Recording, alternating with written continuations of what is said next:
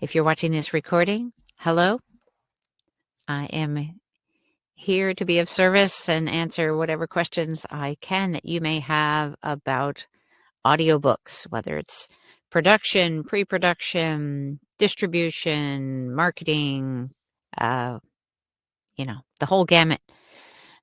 So I'm looking forward to your questions. And if we don't have any starting right out the gate, then we will, I'll just dive into a topic that I do get asked about fairly frequently. For those of you that haven't been through the audiobook production process, we'll start there. And some of the things that are really important, and I talk about this a lot on my podcast. My podcast is Audiobook Connection, Behind the Scenes with the Creative Teams. And on that podcast, I do a lot of production tips, a lot of marketing tips. And then I also interview a lot of authors and others in the indie publishing field, as well as the audiobook industry, to try to provide you with a lot of information, ideas, inspiration, and sort of context so that you can get a feel for what the audiobook world is like. If any of you have the idea that it is as simple as sitting in front of a microphone and reading your book, I just want to sort of encourage you to let that simplistic idea of what audiobook production is and requires, put that aside. It's a far more complex process. And how well you succeed in the audiobook industry can be largely affected by how you approach that process. And one of the first segments, the first things that you're going to do is around pre-production. So this is really as you head into that production process, the first thing you're going to do is pre-production, getting ready. And what does that mean, really? There are a couple different aspects, two main categories of preparation in pre-production, sometimes three, depends on the project. So the first, I'll say, is about the casting decision. That's the one that most people are aware of. They think about it. Who's going to be the voice? And now, if you're the author and you want to be the narrator also, then going down that path is going to involve a whole different set of inquiries, explorations, and a good understanding, as well as a lot of technical stuff, because we need to make sure that if you're going to be the narrator, that you are set up for success. One of the main areas of that success is going to be from a technical perspective. Do you have a microphone that is going to be a good microphone for this kind of work? Just as an example, if what you have is a USB, plug it straight into your computer without an audio interface, then it's less likely going to be a workable mic for you. On occasion, sometimes you can get your settings. There's a lot of factors in there, but generally that is not a good idea. Okay. You really want a higher quality mic, one that's going to go through an audio interface. And you're also we're going to be looking at the recording equipment. We're also going to be looking at your recording booth or room. Many people will, if they're not doing this professionally, but they have a walk-in closet with lots of coats and stuff clothes around them, then that's a pretty good kind of booth that can be utilized, a space. Or it might be that what you really need is to get yourself into a professional studio locally for you, and then let them handle all that technical aspect of it while you do the reading. It's a more expensive way to go, but it can save a lot in time and headache and problems that can arise. So but they're different paths, and then different things work for different people. So that's a part of the process. And then also you want to make sure, are you really going to be the best voice for your project? It's not as simple as just sitting in front of a microphone and reading your story. And I have found that time and time again as I've worked with authors in my studio. And um, I was always, it was interesting to me. And so I'll just share this since I don't have any specific questions to address quite yet. But what I found was that it was surprising to me how authors would read their work and it just sounded so flat. It's like, it was just a matter of, and I thought, oh, it's probably really alive and vibrant in their head. They hear the story as they say it. They say the words. But then the other thing too is when you're reading a text, it's a real skill to bring it to life in the moment, to make it feel fresh and alive and spontaneous and kind of conversational in the moment. So that's a whole different skill set. That's what we learn and train on. It's one of the things. And so anyway, there's many different things in terms of both the performance aspect and then also the technical aspect, that if you're considering narrating your own audiobook, these are things that we would want to be addressing, looking at, making sure that everything is set up for success.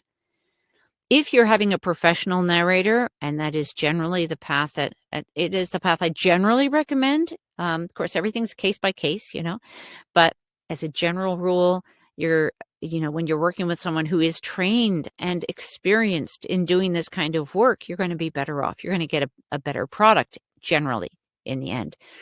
And so then you're looking at, what is that casting process like?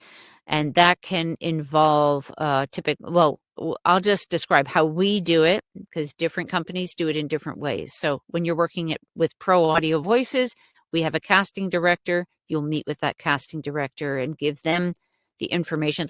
She'll have a lot of questions for you about your particular material and the kind of voice or voices that you would like. And any that can involve accents or style, age, all kinds of things. And then she'll create an audition text from your book, because it's important to hear your words when you are hearing that audition. When they're auditioning, we want to make sure that they're a good fit for your particular text, because some people are great at some kinds of work and less great at others. Excuse me. So we're just looking for just the right voice or voices for your project. And then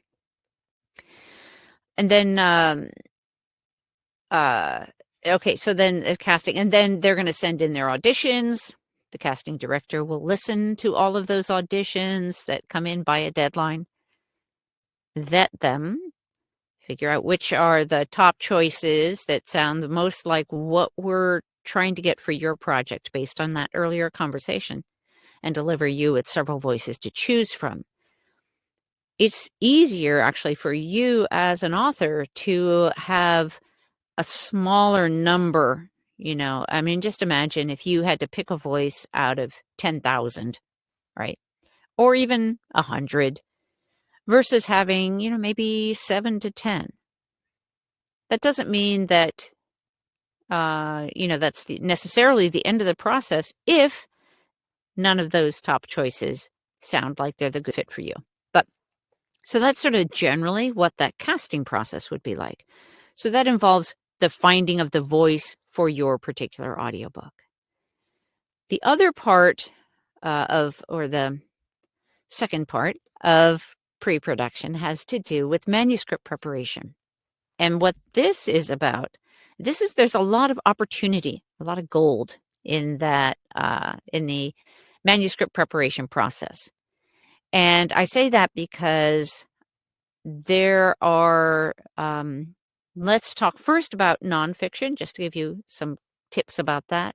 With nonfiction, often you'll have some kind of visual or some kind of reference to material that may be best understood visually, or maybe you have photos, illustrations, that kind of thing. You could just, so typically, audiobook production companies who just take the shortcut, the easy path, they'll just omit them. And then you'll have these references to images, or maybe they'll cut the references to the images, but they don't give you any opportunity to see them. And we find great value for the listener in being invited to the author's website to see those images. There's value in two ways. For the listener, because they might just benefit from getting that material visually.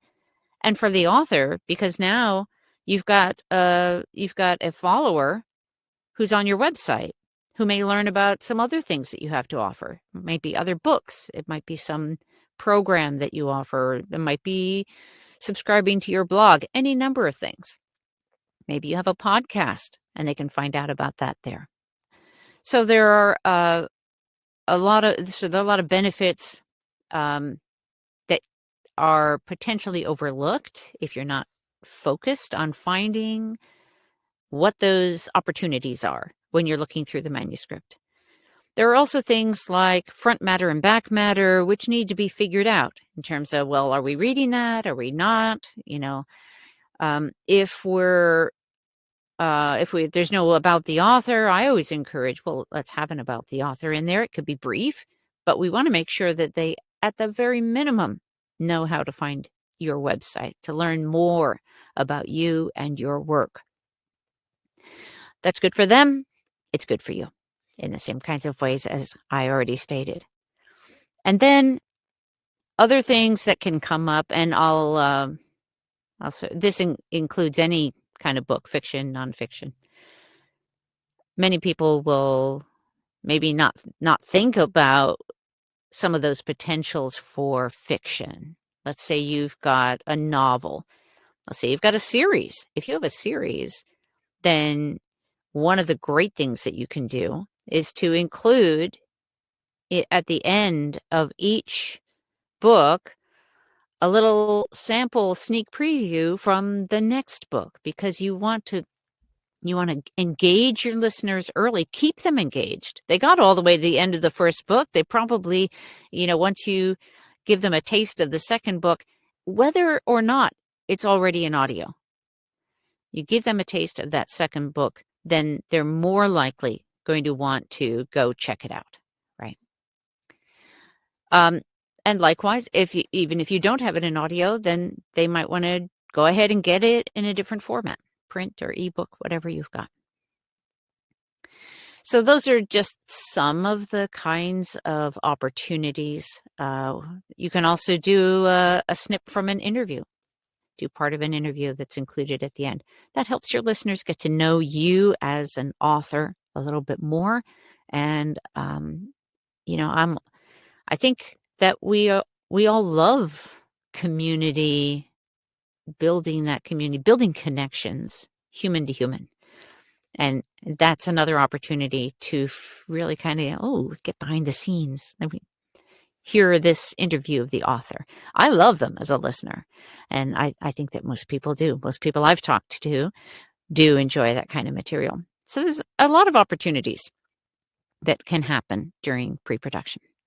Now, there's one other element that sometimes comes in, but not always, and not even most of the time.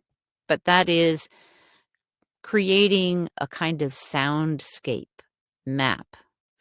And what I'm talking about here is if your book, fiction or nonfiction, both have opportunities for this that may be helpful and enhancing of your book, to include music or sound effects. Let me give an example for nonfiction, because most people don't think about those. Okay. For nonfiction, let's say you've got some exercise or you've got a list of questions, and what you really want, ideally, for your readers, your listeners, to get the most out of your content, you really want them to actually think about the answers to those questions. Whether they write them down or just think about them, you want that think time. When they have a text format in front of them, a lot of the time, people will just read through those. They don't stop and take the time to really think about the question. When you have an audio, you actually have this enhanced opportunity to engage them more deeply with the material. And that is best done when you have some supporting music that's appropriate, that's fitting underneath those quiet sections, those moments when you want to give them some time to think. When you put that in there, they know exactly what to do because you've just asked them a question. Now you're giving them the time to think about the answers. So that helps them go deeper, get more benefit, more value. When we're talking about fiction, more often will be, unless, if it's full cast production, one of my personal favorite kinds of projects to do, you may have music, you may have sound effects that are helping to bring that story to life. And it really depends on the project as to whether that's going to be an appropriate choice or not. When it is, then that music can help sort of hold the tension of the scene, just like it does in films, right? Sound effects, maybe it's an action thriller and they talk about the machine guns going off and things like cars exploding, things.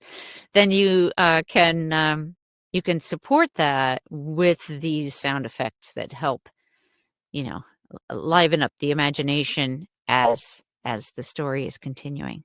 So these are the kinds of things that we're looking at in that pre-production phase of audiobooks. Okay. Once you get through that pre-production phase, then you're going to move into production. Oh, one other thing I want to say about manuscript preparation for an audiobook, and that is one thing that's really helpful.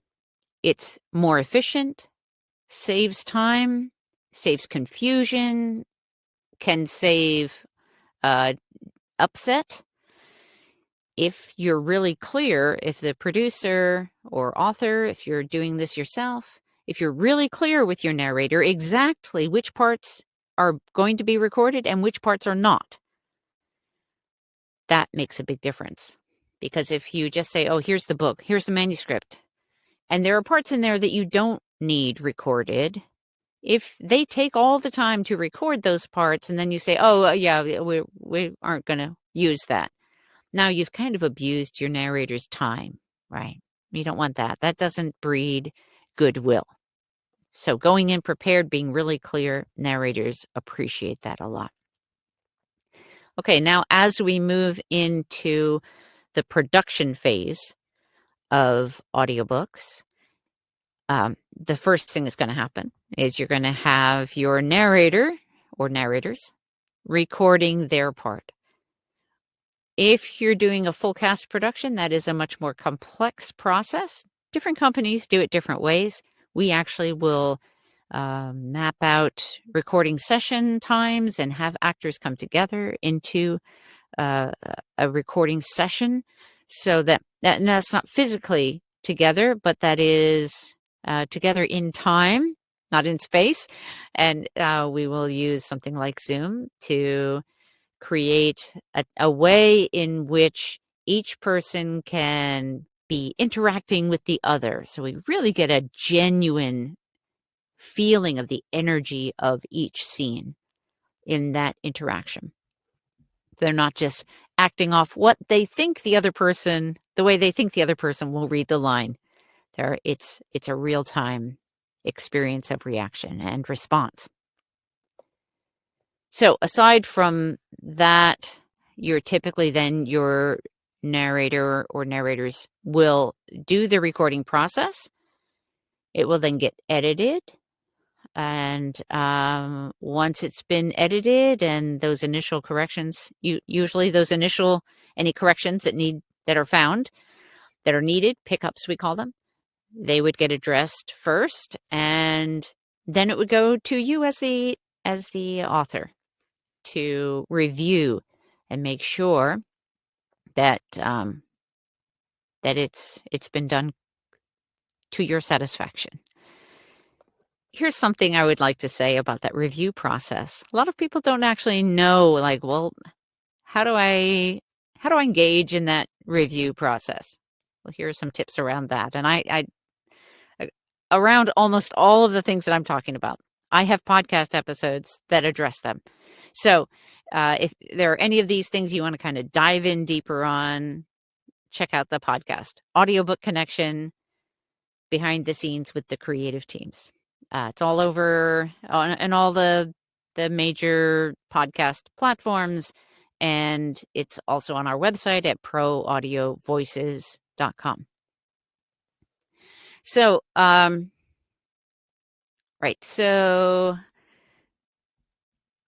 now I distracted myself with all of that.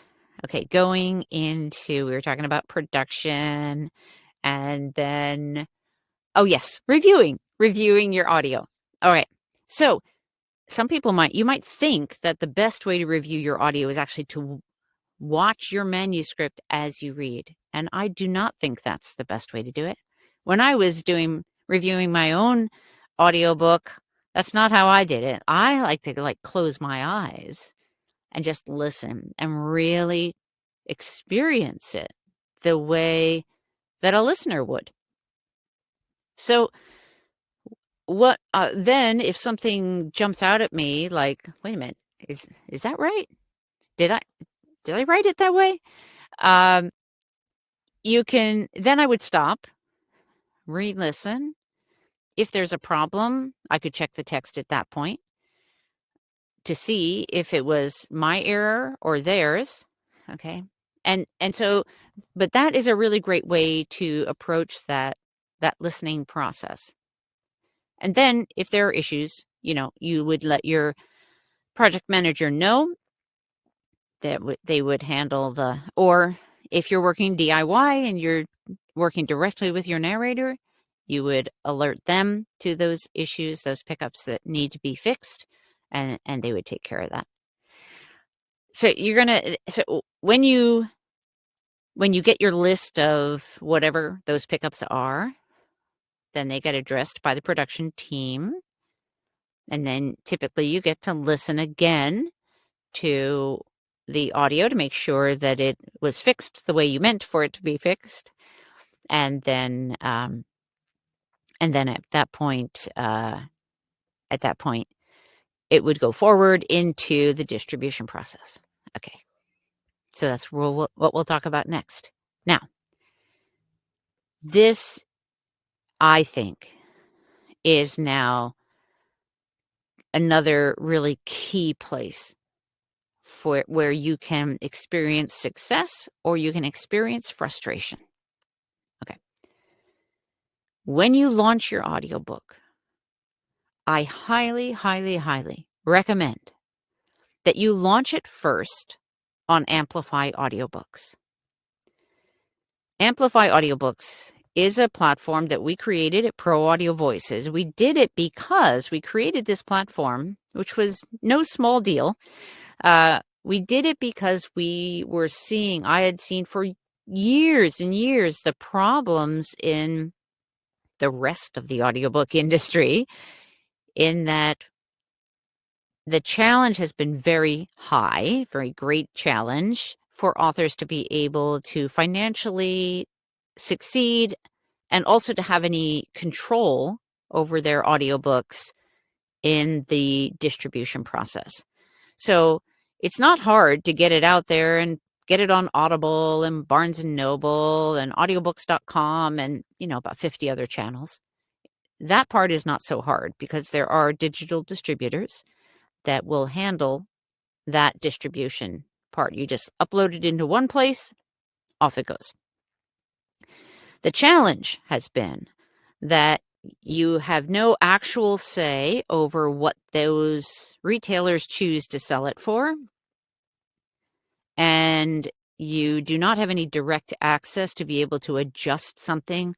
Let's say you realize, oh no, there was a typo in the book description, or you update it. Maybe you get a fantastic editorial review and you go, I want to add that to my book description. Yeah, that can take quite a long time if you are submitting that out through your digital distributor. It can take a long time for it to actually populate out into all those retail places.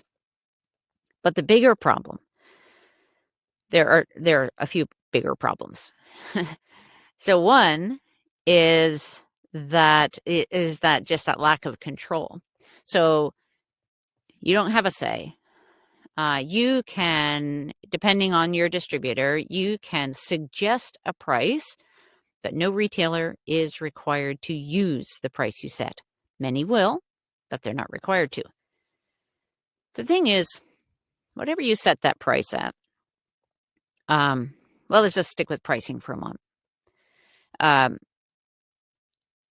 So you can suggest a price. They'll put it out there for a price. Now, let's say you want to adjust that price. Well, you have no control. If you want to set a promotion, run a promotion, say, oh, I want it to go on sale while I'm doing my book launch thing, or this holiday that connects with my content, I want to have it on sale for, that week or that day. And you're going to do some marketing around that. With the regular retailers like Audible, and I bring them up specifically because that's who everybody thinks of when they think of audiobooks. Sometimes people even just call it, oh, it's an Audible. No, it's not an Audible. Audible is a company. It's a part of Amazon.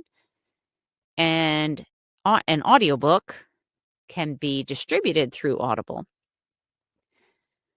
But it's not an Audible. Okay. So you can't run a promotion in cooperation with any of the retailers. You cannot get Audible to put your book on sale. That's not going to happen. So you just need to be really clear about that. But don't worry, there's good news. There's good news. I started with it, and I'll come back to it. You also, let's say that you've got this group, or maybe you're going to do an in-person launch and you want to be able to reward those people, or you want to be able to do something special through a bookstore, or through some group that maybe is, let's say that your book is about gifted students and you have an organization and you want to say, hey, I've got a special thing for you. I've got a discount code for you. All right. Can't do that anywhere else except for Amplify audiobooks. And the two other things that are like really big, each one of these is a really big, important thing. The next one is through those retailers, you have no idea who buys your audiobook. You can't reach out to them. You can't thank them. You can't ask them for a review. You have no idea. The closest you'll get is if they post a review somewhere and you happen to see it and happen to know that that's somebody. It doesn't mean you're going to have their contact information unless you already know them. So you don't know who buys your audiobook from any of those other places. And here's the one that tends to hurt the most, even though that contact information should probably hurt the most. But the thing that hurts the most is that that your earnings are so much lower everywhere else. Like on Audible's like the worst. They're the worst in terms of royalties. You have to sell so many audiobooks to really even, feel the profit, make it feel like it's, I'm starting to get a return on my investment. It costs a lot to produce an audiobook to have a really great audiobook. And it's important. If you're going to do an audiobook, it's important that it be really great because there's lots of competition out there. And if you do a half-assed one or a not so great one, mediocre, no one's going to recommend it to their friends. And it makes it your uphill, it's an uphill battle. So, the other thing that I was talking about was about the royalties. Your royalties are dramatically higher through Amplify audiobooks. Just as an example, for an audiobook that sells for $14.95. And I've used that amount because that's sort of a typical price of a credit for most subscribers on most platforms. It's somewhere in the $12.95 to $14.95 usually. So for a book that sells at that price on Audible, you're going to get about less than $2.62. I say less than because if a subscriber buys it as an additional purchase beyond a credit, then that is the pricing that they would, that's the royalty that would be generated. They have many different kinds of sales, and so their system is very complicated. And then I want to come back to a sort of a bigger thing around royalties in just a minute. But so for that same book, $14.95, on Amplify, for each sale, you would earn $9.72 because you're earning 65% of the gross. The gross means the amount that the consumer buys it for, right? What everyone else, it seems, in the industry, in terms of digital distributors and retailers, what they're out there telling you is you get, 40% of 40%. You get royalties of 40%, but they don't say of what amount, 40% of what. Well, that makes a huge difference. And what they are saying when Audible tries to get you to lock you into an exclusive contract, and they say they'll give you 40% of their net, of what they call their net. So they're taking out a lot of pieces before they get around to paying your chunk, right? And that's true on every platform. When you go to digital distributors that say, we're going to give you 70% of what? Of the amount that they receive from the retailers who have already taken out their big chunk. So the difference, and this is a point of some frustration for me in the industry, in that in the indie publishing industry overall, because there's a lack of transparency. And it's hard enough being an indie author, trying to figure out all the systems and how everything works and how to upload this. And there's so many details. And if you're not a detail-oriented person, it's even more hard. It's harder, it's more painful to try to sort through all of that. So they're relying on we as authors to make assumptions that with the assumptions that they know that we're going to default to, that's to their advantage, instead of them being transparent about what the real percentage is of. Okay. At Amplify Audiobooks, which just launched mid-2023. Yes, it's a new platform. So it's not as well known, anywhere nearly as well known as most of the other platforms, especially Audible. Of course not. But here's why that doesn't matter. So first of all, the transparency, I just want to reiterate the transparency, and then I'll get to that. Transparency is, and we want to be clear about the royalties, is you get 65% of the gross amount that someone buys it for. And you get to control what they're buying it for. Whether you're doing it whether they're buying at the regular price or a promotional price that you set, or with a discount code that you provide. So you are in full control. You have your own store, your own storefront, virtually online, that is on the Amplify Audiobooks platform. So that's like the mall, sort of like the Etsy of audiobooks, right? You have your own store within the mall. Okay. Here's why, I'm going to go back to that question. Here's why it doesn't matter so much that it's a smaller, less well-known platform right now. First of all, it has an app for listening, so listeners can get on their mobile devices, and they can listen just like they're used to listening on the Audible app, the audiobooks.com app. And that's important because that user experience is really critical. Okay.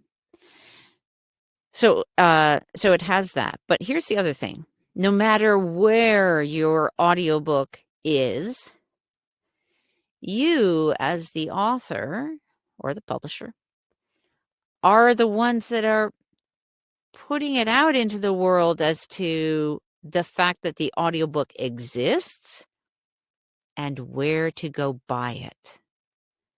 So when we post on social media, when we send out our email newsletters, whatever we're doing in the marketing realm, we are letting people know what we are offering. We're ideally we're giving lots and lots of great content, as just sharing, letting people know in a very generous way what our expertise is.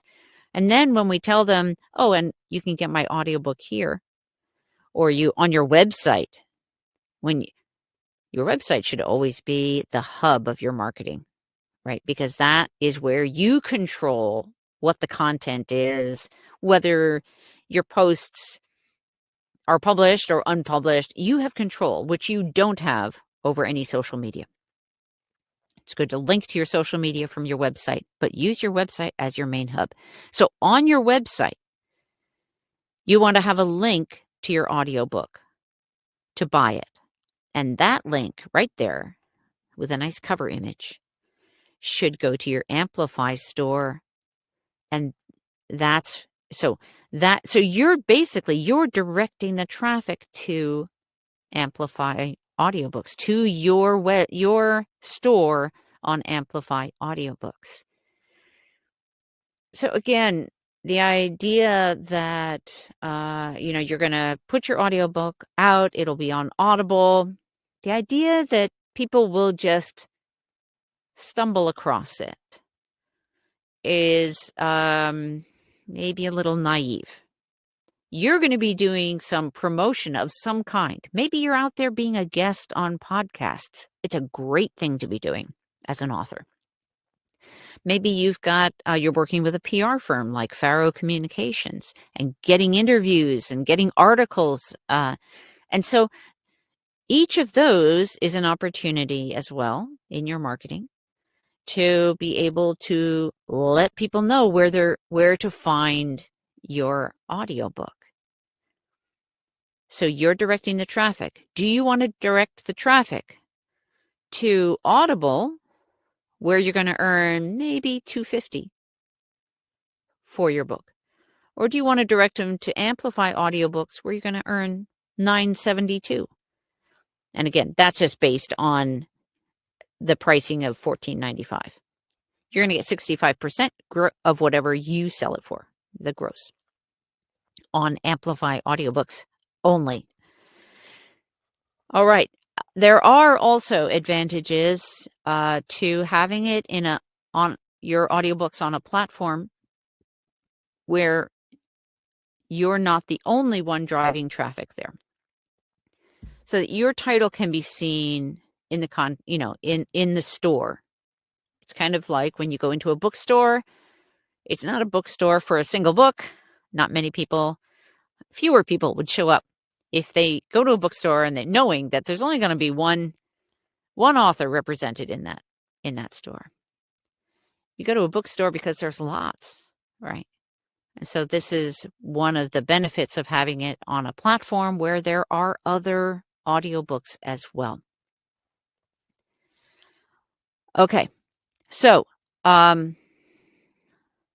now, as we're talking about distribution, I want to back up to where I started with this. When you launch first on Amplify audiobooks, the great benefit is that typically when you're doing a launch, that's where you're putting a lot of effort into this, and where maybe you have followers who are already waiting for the release of the audiobook.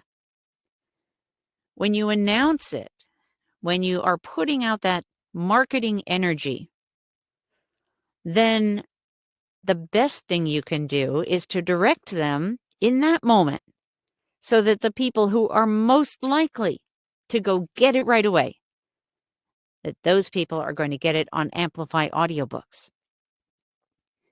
It's perfectly fine and good to say, if you're a subscriber somewhere else, it's coming soon to your favorite audiobook retailer.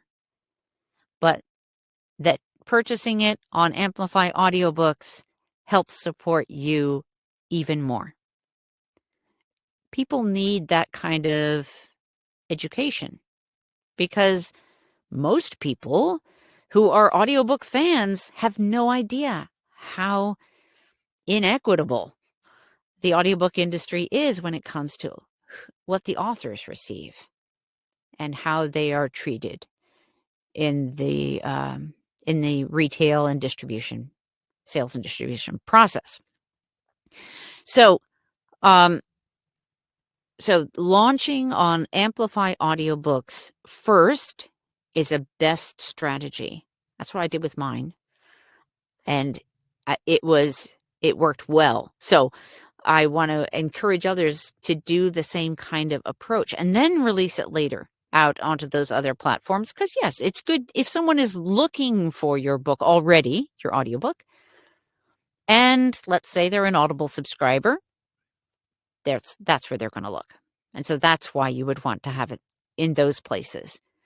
Now, I will also just mention that while Amazon/Audible is always growing, it is also because more and more people are becoming more conscious of the fact of what a monopoly it is and how it is not a very fair platform for the creators of products and writings, for authors.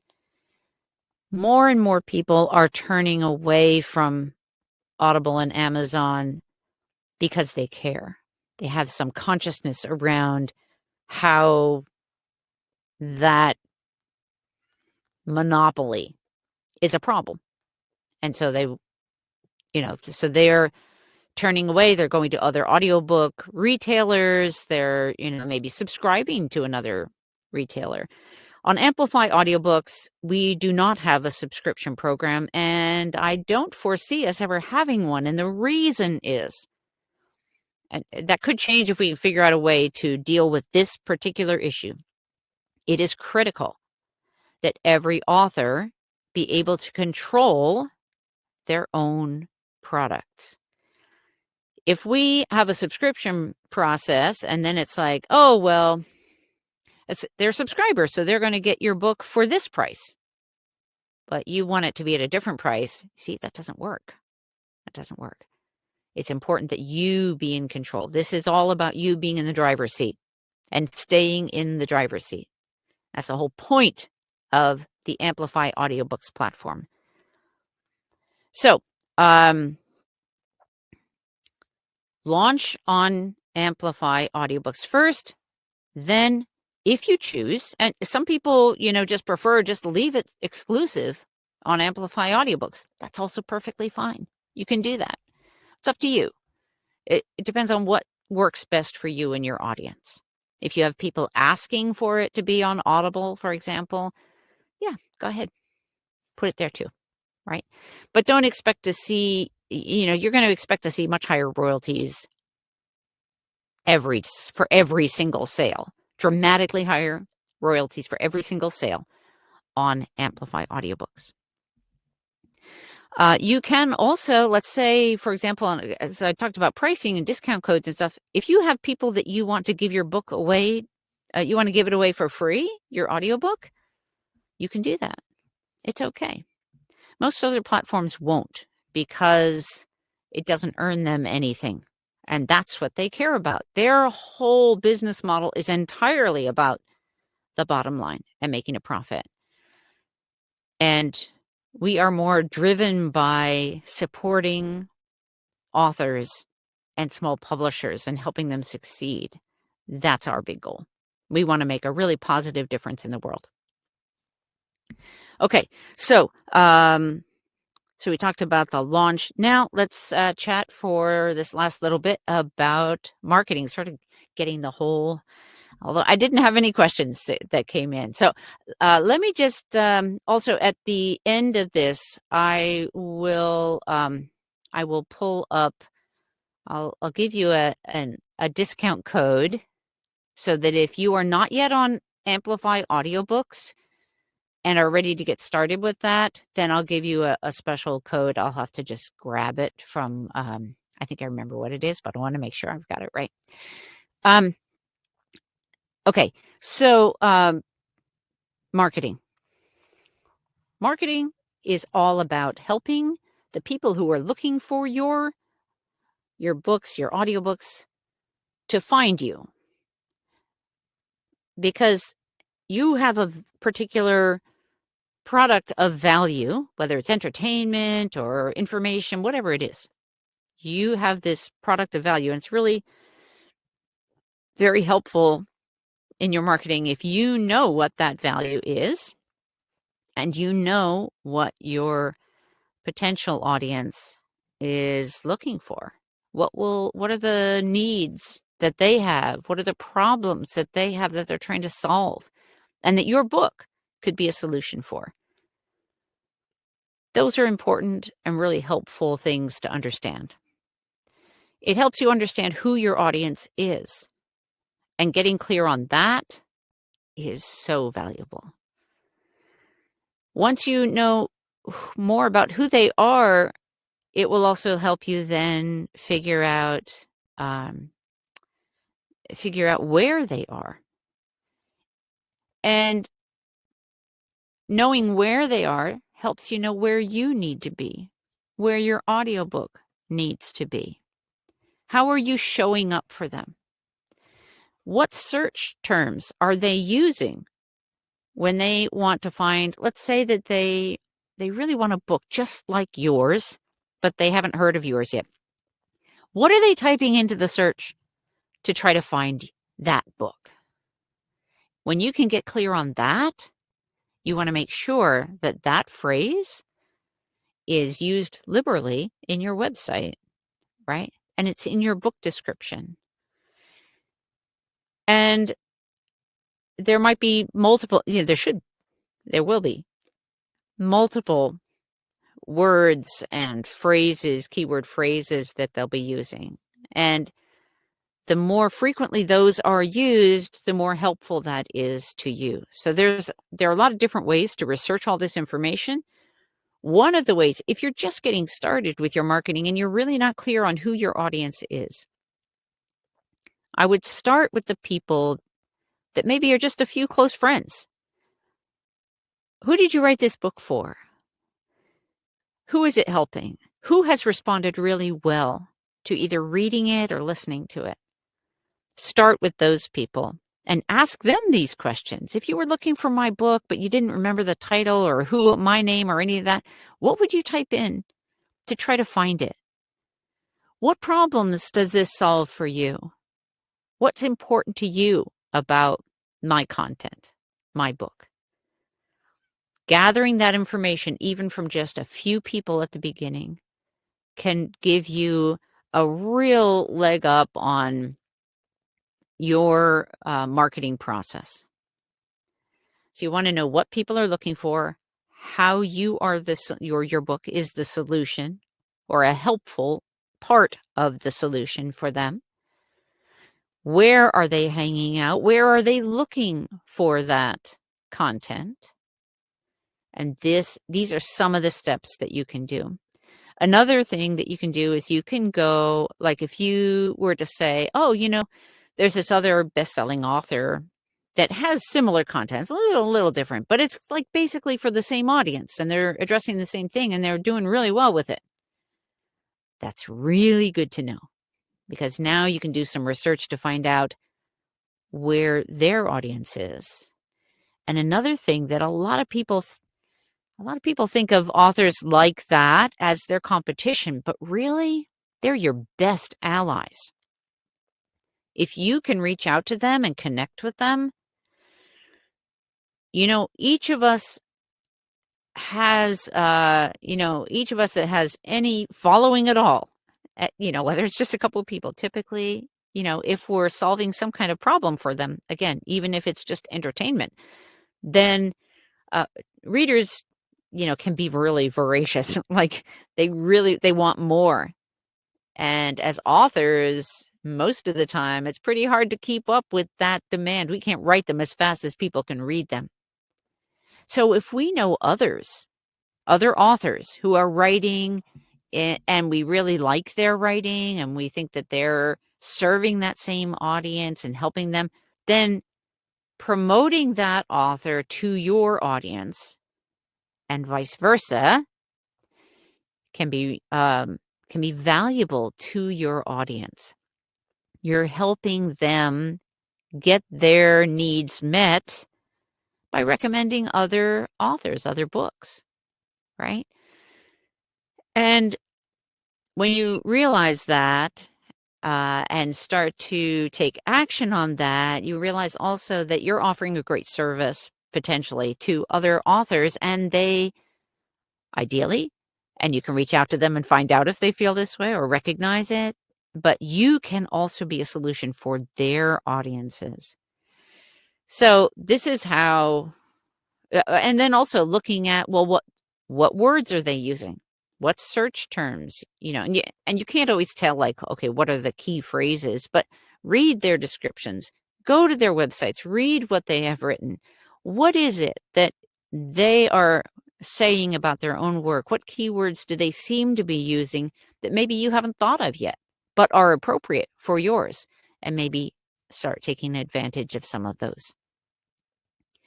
That can also be used when you're in, if you're on KDP, for example, and this has not had to do with audiobooks, but you can do, in your keywords, when you publish on Amazon for your print or ebook, you can put in those keywords and you have, a fair amount of characters available to you where you can add in search terms. And you can also, if you want to go down the path of doing advertising through Amazon, then that's an option. You can start using some of those keywords and such. But I'm not going to go down that path too much because that's not where my focus is. I'm really focused on audiobooks.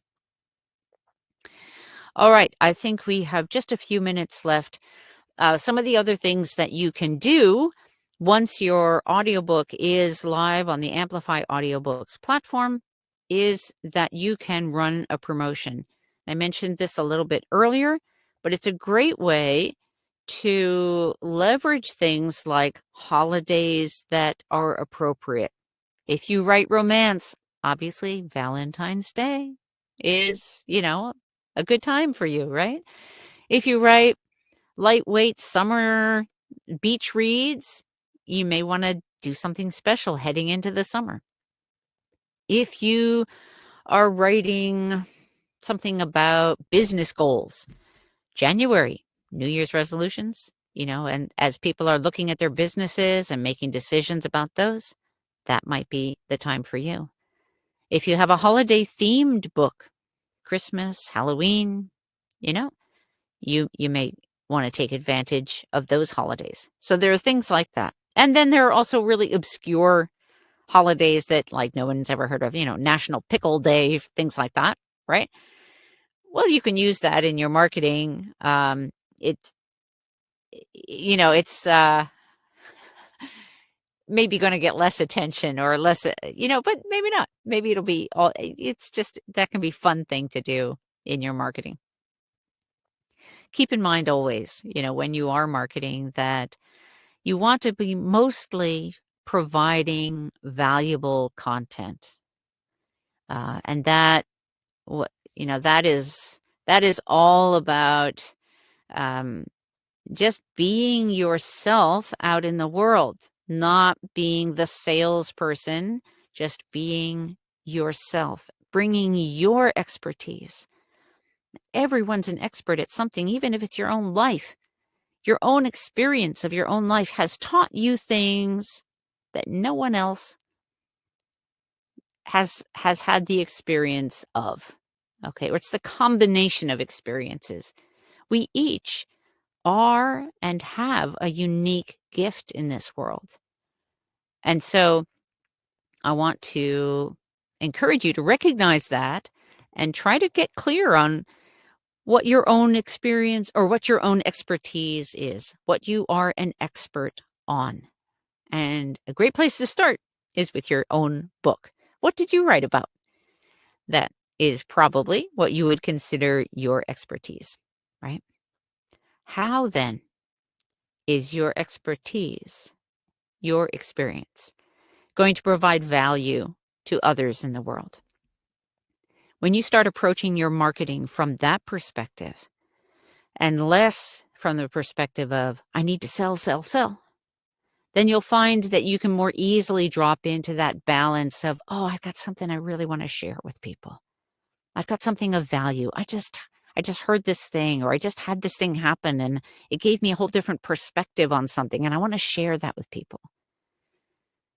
When you are coming from that sort of heart-driven place of what you have to share, then as people, people will respond to you more warmly, I think, tend to be more open than if you're constantly hitting them up for their dollars.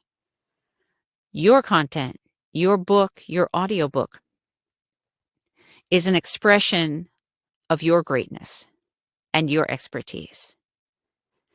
And so when you share, what you have to offer, right?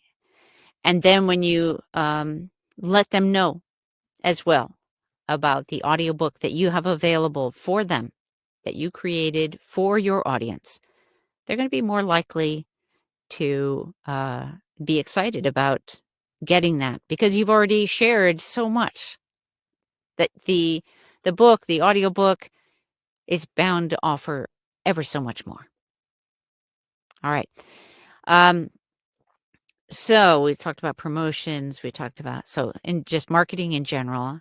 I am going to, before we go, I am just going to give you a coupon. And I'm giving you this coupon because I would like for you, I appreciate you being here, mainly. And I would like for you to be with us on Amplify Audiobooks if you are not already there. I'm going to go ahead and put it into the chat. And it is Discover 20.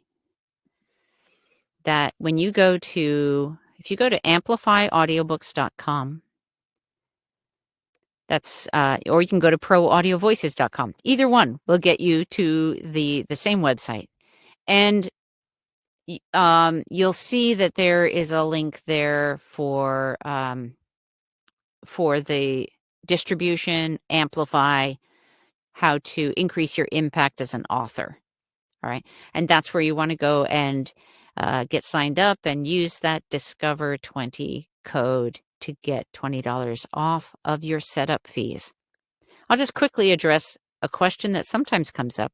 People will say, well, it doesn't cost me anything to get my book out on Audible, but it does.